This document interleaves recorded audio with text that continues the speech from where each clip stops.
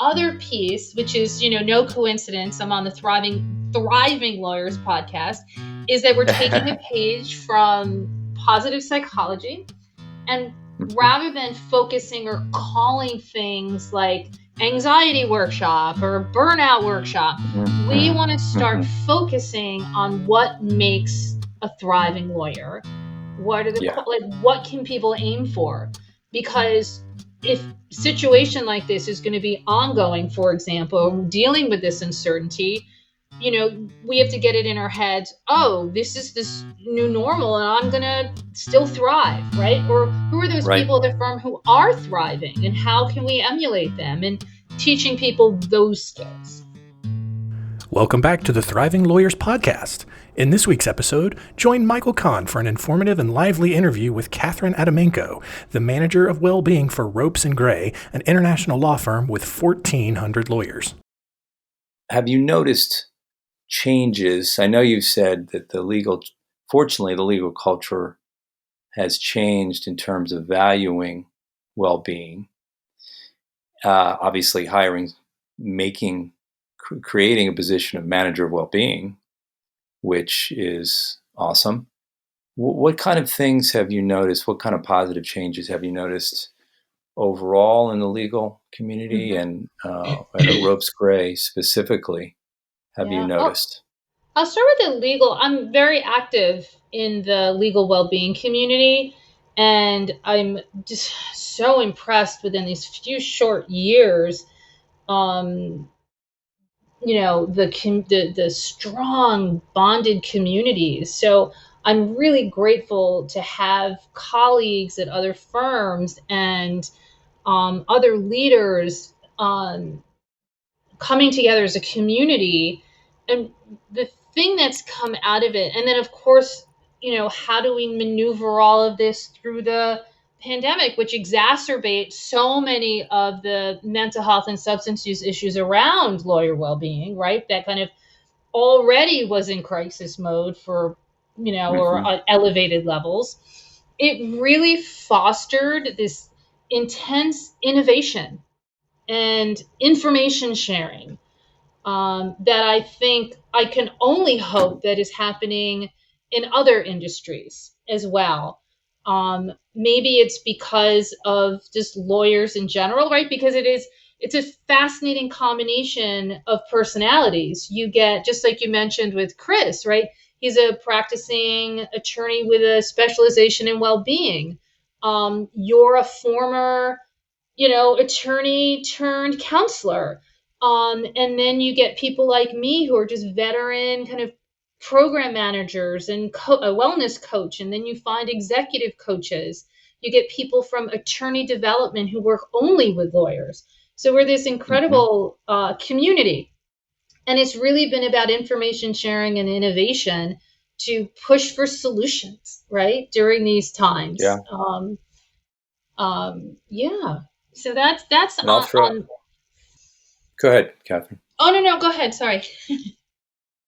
Well, I was going to give a shout out to the Institute for Wellbeing in Law that you mentioned, Ann Bradford, and Bree Buchanan. Bree Buchanan is the president, and Ann is the vice president. But they're out there doing a lot of good work, and I think they're having a conference in 2022. Don't know the exact dates, but you can go to their website, lawyerwellbeing.net, and they even have a podcast, actually, and they've got tons of resources on there. So lawyerwellbeing.net, I would highly recommend. And it looks like, excuse me, I'm on their website now, January 19 to 21. Is the inaugural conference, Redesigning the Legal Profession for a Better Future. And then in May, they're having a Wellbeing Week in Law. So, and I think you might be involved with some of this stuff, Katherine, right? I am. Yep. I was really honored to be on the advisory board along with our CHRO, Erica Murphy from the firm, for this past year's Wellbeing Week in Law. And then I was a panelist around well-being and diversity for the after party. I love it. It made me feel so cool that I was actually at an after party. Of course, this after party like was at after three the o'clock in the Oscars. this after party was at 3 o'clock in the afternoon and not 3 o'clock in the morning.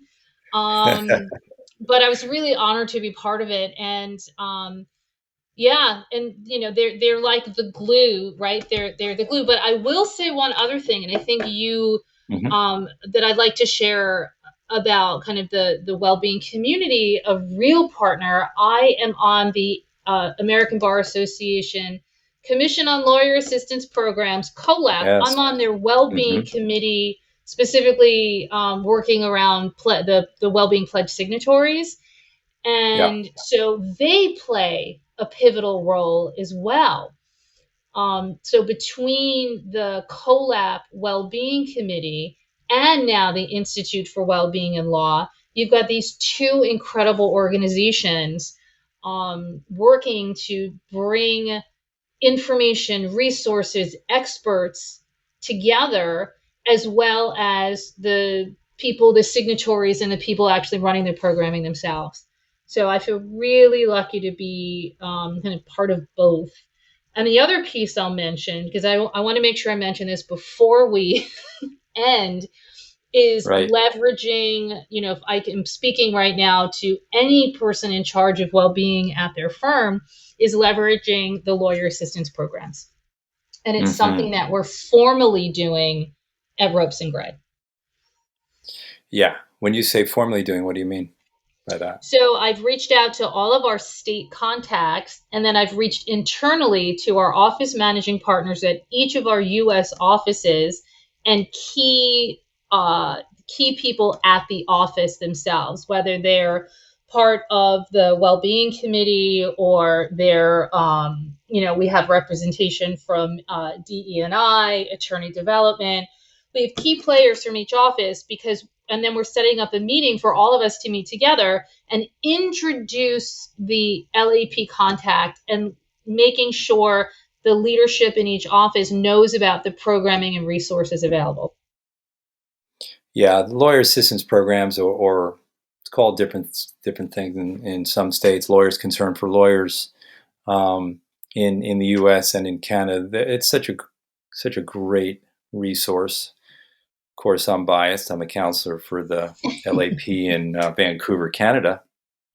But just I've seen firsthand with my clients, but my colleagues' clients, just the benefit of being able to go for free. I don't know if any of them labs actually charge anything, to be able to do what you did with your director. And I know your director wasn't a counselor, isn't a counselor, but to be able to vent, to talk about, process feelings, concerns, come up with solutions, be held accountable, to have someone who you can commit to saying, I am going to do this between our session today and the next time we meet, and then being accountable the next time to either I did it or I didn't do it, and then talk about, well, let's talk about why it didn't happen, not in a judging way, but in a let's figure this out. What were the obstacles, and how can you break through them? So I completely agree, and I'm glad you brought LAPS up, because they are such a great resource for lawyers. And I know some lawyers are hesitant to reach out for help, and it can take a little while. But once you do, I think listeners out there, you'll find, for the most part, that it will be helpful. So let me ask. And speaking of obstacles, what obstacles do there continue to be? And I know we're moving in a very positive direction as far as well-being and in the legal culture. What are the continued obstacles that you see, if any? Maybe you're not even seeing any. I think the elephant in the room, right, is the uncertainty around the pandemic. Yeah. As a coach, one of the things was when I would coach, when I was a wellness coach, and I was coaching. One of the reasons I love coaching is that you really help people see the light at the end of the tunnel. right? And only a few weeks ago, there was the light at the end of the tunnel, and Yeah. people were kind Right. of, like hybrid work and Yeah. getting back into routines and Yep. socializing and light at the end of the Hmm. tunnel. And then what do you do when the light dims and lights up and dims and right? And so you're Hmm. dealing with Hmm. this kind of bracing. I think that's the thing is, you think, oh, we did so much work on resiliency the last 2 years. Oh, it looks like we're going to continue this program, right? Yeah. Yeah. Yeah. The Yeah, that's uncertainty what is I just find. so hard. Hmm. Yeah, the biggest Yeah. obstacle I think is helping people, weather this storm with such great Hmm. levels of uncertainty. Um, Hmm. and that's where resiliency plays a huge piece. And then the other piece, which is, no coincidence, I'm on the Thriving Lawyers podcast, is that we're taking a page from positive psychology, and Hmm. rather than focusing or calling things like anxiety workshop or burnout workshop, we Hmm. want to start Hmm. focusing on what makes a thriving lawyer. What are the Yeah. like what can people aim for? Because if a situation like this is going to be ongoing, for example, dealing with this uncertainty, we have to get it in our heads, oh, this is this new normal and I'm going to still thrive, right? Or who are those Right. people at the firm who are thriving and how can we emulate them, and teaching people those skills. Yeah, I think that's great because we've dealt with adversity now over almost 2 years, and how look back at how have we successfully dealt with, coped with the adversity, and also at the same time, it's important to name the fact that this is hard. That oh my gosh, really, it's not over yet. I thought I was seeing this light, and now it's Mm-hmm. dimming. To acknowledge that, yeah, this is discouraging. I certainly have been and am going through being discouraged about the Omicron and the fact that we're not done yet. We're not close to done yet, it seems, and that's hard, and it can be discouraging. It's important to acknowledge that too. Mm-hmm. Um, so I don't want to forget about. I mentioned when I introduced you the well-being and diversity Mm-hmm. initiative, and diversity, and you can speak more to this than me.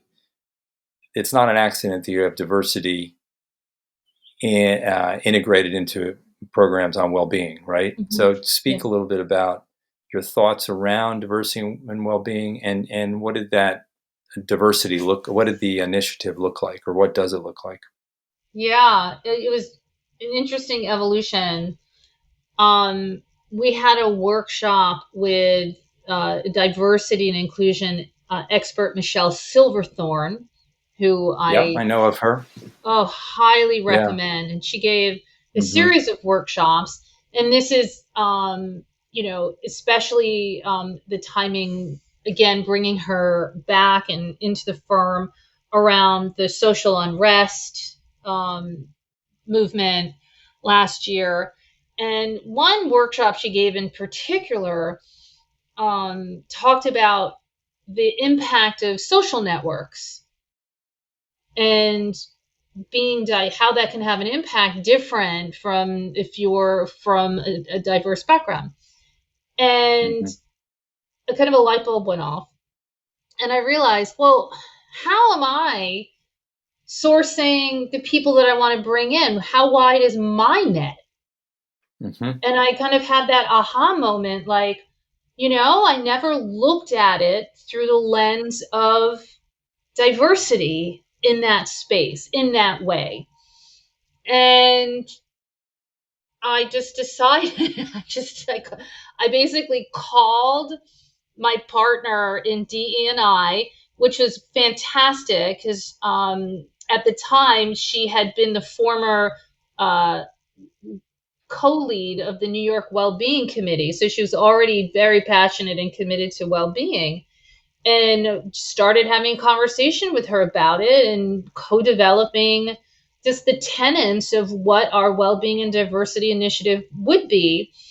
And it was there were a few important things. Number one, is making sure that we're casting a wide net when we're looking for instructors and experts. And it's not just in my limited little circle, but it's taking all experiences in. So that was one thing we wanted to do for, people of consideration. And then reaching out to others for their recommendations and not just my little kind of, go-to people. The other one was making sure that we brought people into the firm that represented everybody at the firm. So that was another piece as well. And then the other one was to really embed it, that it just became practice.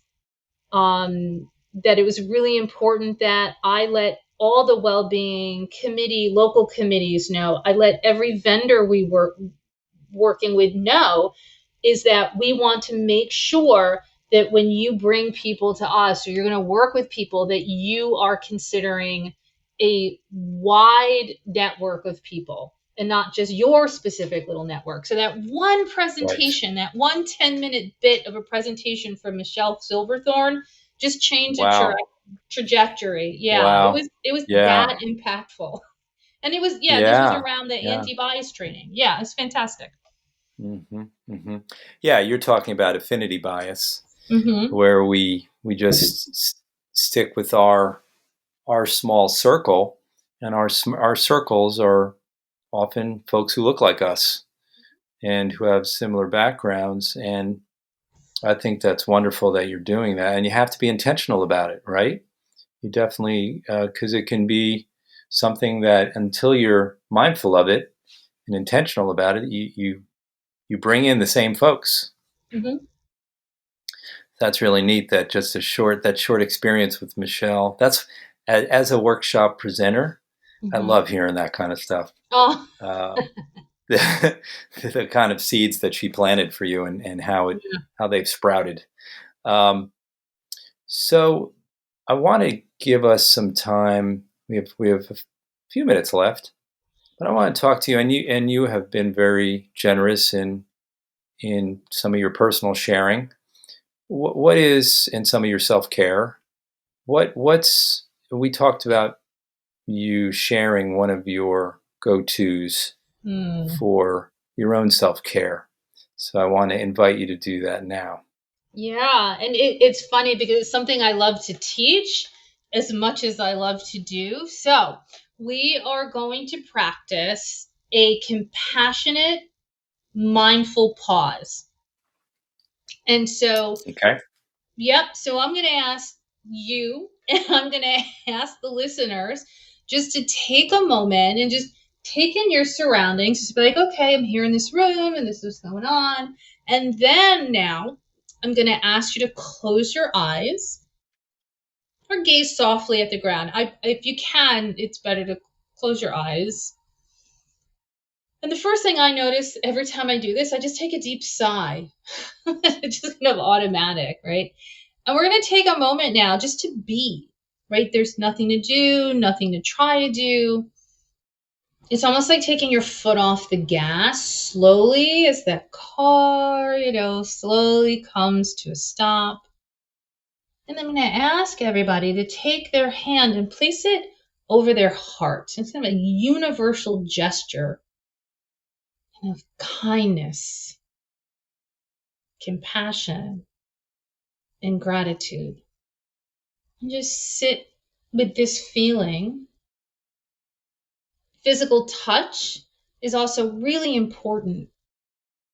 It's almost as if someone else's hand can be on your heart. The only thing I'm going to ask you to do is say something nice to yourself. Maybe thanking yourself for being here today, taking time out for your well-being, maybe giving appreciation to your role as a mother, father, sister, brother, or just like say thank you. And sometimes I'll just get a little mini smile, optional, of course. And then when you're ready, open your eyes. You could take your hand off your heart. Open your eyes again back into the same space you were at. Notice a shift. I'm actually sitting up taller. I'm smiling. I feel better. I love that. Excuse me. That was great. Yeah, I feel more relaxed. I did the exercise. Boy, there were so many elements of that I really liked. I love that car imagery. Mm. The cars, taking your foot off of the gas and just imagining the car slowing down. I could even hear. I was imagining my car was on like a dirt road, and I could hear that sound when a car slows down on dirt. And the hand on the heart. I agree that's such an important piece, that physical touch with ourselves. And then saying something nice to ourselves, the compassionate piece. We don't have time to talk much about Kristen Neff, but her work, and folks want to look her up. I think it's self-compassion dot. I think it's .com. Let's see. Yeah, check me out on that one, Catherine. But okay. And saying something nice to yourself, and Kristen Neff says it can be even more important to actually use your name, as if a friend is saying this nice thing to you, or a loved one. So that was a really nice exercise, and it only was maybe a couple minutes, Catherine? Yep. Yeah, it's amazing. These little micro interventions, they just add up. And I did look it up. It's self-compassion.org. Got it. Great. Thank you. I encourage everyone to check out Kristen Neff's website. And for, as you said, Catherine, when we started, lawyers definitely are about, all right, I need to see some evidence for this stuff you're recommending for me. What's the evidence that this is helpful? Which is completely, I get it. And Kristen Neff has done hundreds, either herself or has read and integrated other folks' research around the benefits of self-compassion. So I highly recommend you all check that out. That was a great activity, Catherine. And you do that with your lawyers at the firm? Yeah, I do with just about anybody. One of our strategies this year is embedding our programming. You're on the street and you pull someone aside and say, "Hey, let me do this exercise with you right now." Well, no, what I did is I made a very conscious. I wrote a very conscious email to chiefs and practice group leaders, department heads, and basically saying I can offer, mindfulness and yoga and presentations and resource overviews. It's a menu of options, and one of them is this small little intervention, right, at a town hall or to kick off a meeting. And so I've done this, or like if I'm doing a larger presentation, I'll add this piece in. Sometimes I'm doing it team meetings, and letting people know, right? This is, these small little interventions, making sure, not asking people to add on well-being, but actually being stealthy, right? So is that stealthy way of getting it in. I like that. We actually had to be stealthy back when we started doing programs around well-being. We had to be stealthy with getting it in. You couldn't even have that in the title about 10 years ago. We had to bring it in through the back door, truly, when we're God, you couldn't have our ethics meditation. programs. You couldn't even have the word meditation. Yeah. We've come a long way. Yeah. So, and just for the listeners, again, that was called Compassionate Mindful Pause, the exercise that Catherine just did. So, Catherine, we're getting towards the end here, but I wanted to ask you if there's any questions that I haven't asked, or any information that you'd like to share that you think would be helpful for the listeners to hear. You know what? I thank you for that opportunity, and I will leave you with just it's for both lawyers and or anybody listening who's doing any programming for lawyer well-being. I have a new approach, a new strategy. I kind of call it the 3 E's. And I mentioned one of Mm-hmm. them as embedding programming. But what's really important, what I learned about while I created this strategy, it's about expanding access, especially about expanding access to providers.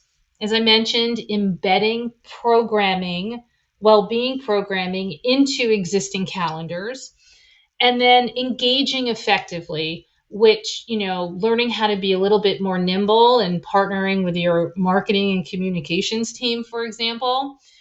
That's for program managers, right? So, really taking that, in making sure you're programming on, are you maximizing the resources you have regarding providers? Are you getting the experts to the lawyers themselves? Are you able to bring in other kinds of experts? One of the switches that we're very interested in is when we bring in our CLE programming, is now we're really interested in having a practicing attorney talk about it, right? So there's a little bit Mm-hmm. more a relation there. But Right. outside of well-being, following that strategy for people programming well-being, it's funny. I have a slide on this, and it has that justice scale, right? It goes both ways. A well-being program you can have the best programming in the world, but if you're not teaching the lawyers and legal professionals how to best access it, it's Right. not going to be of much use. So I also kind of make it a dual responsibility. So speaking to now people like lawyers and legal professionals listening to this, are you doing everything you can to get the resources and information that you need, right? Do you know the number of your employee assistance program? Do you know where to reach out to your lawyer assistance program? Have you even registered your medical benefit, right, online to see a network of providers, right? That's one thing. Responsibility. If you want more well-being and you're really busy, can you talk to your leader to be like, hey, at our next team meeting, I'd really love to do a yoga class, or I'd love to do some mindfulness. Can we bring that into the next monthly meeting that we have? And the other one is, engaging effectively. Are you actually taking part in what you can and are able to take part in? Mm-hmm. Yeah, and to your credit, and we talk about this in when we talk about well-being, that it's of course important to you only have control over your own well-being, and it's important for you to do everything we've talked about here to strengthen and bolster your resilience and your well-being. And it's so important that the cultures of where you work are healthy and encourage that, because if they're not, then you're really swimming against the tide as an individual if you're working in an unhealthy place that doesn't value it. Clearly, Ropes Gray values well-being, and speaks highly of you and of Ropes Gray as a place to work. So I have one more question for you, Katherine. Mm-hmm. And what you mentioned resources. Are there any? And this is not something, I'm putting you a little bit on the spot here. I didn't tell you to think about this before the podcast. But is there a book or two that you would say you'd recommend to listeners that is focuses on well-being Mm-hmm. in some fashion? Yeah, I can recommend is kind of like the go-to place to get all the book recommendations you could ever want, and podcasts and articles and Mm-hmm. resources, is the Great. Greater Good Science Center.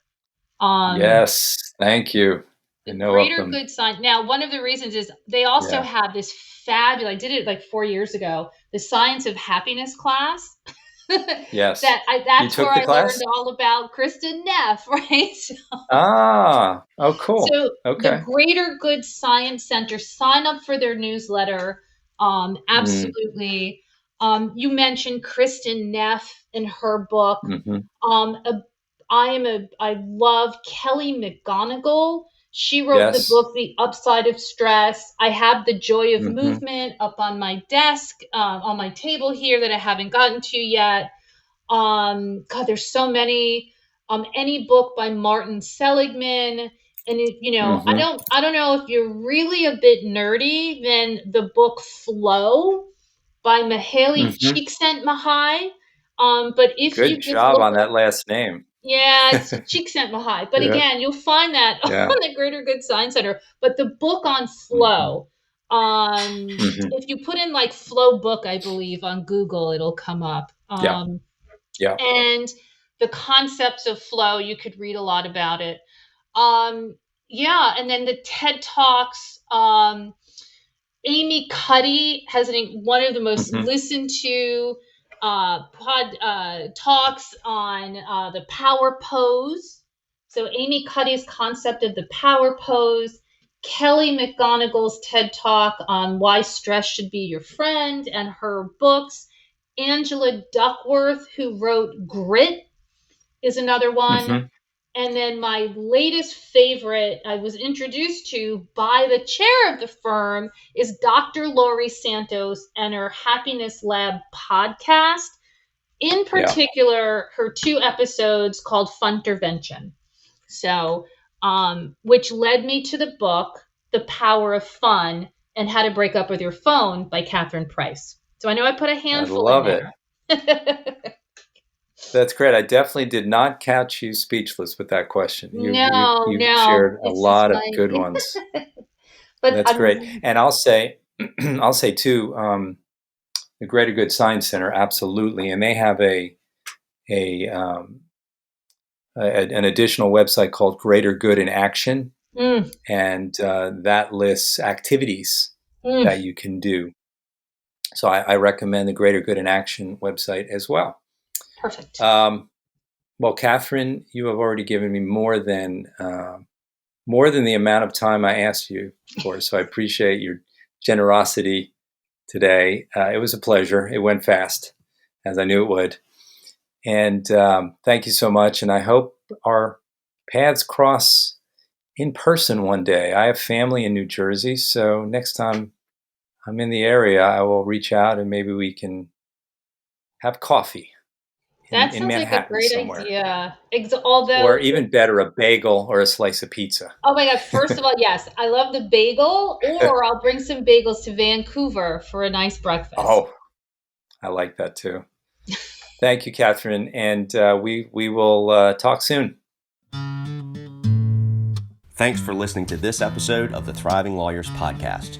We love hearing from our loyal listeners, so please feel free to email us any questions, comments, suggested topics, or guest recommendations at the following address: feedback@thrivinglawyerspodcast.com. The Thriving Lawyers Podcast is brought to you by Real-Time Creative Learning Experiences, a national provider of continuing legal education and professional development programs that leave participants engaged, encouraged, and equipped to pursue meaningful and sustainable change in their practices, their lives, and the organizations they work in. And by Osborne Conflict Resolution, your experienced guides through the uncharted terrain of business and family law disputes, based out of Charlotte, North Carolina. Thanks for listening, and we'll see you next time on the Thriving Lawyers Podcast.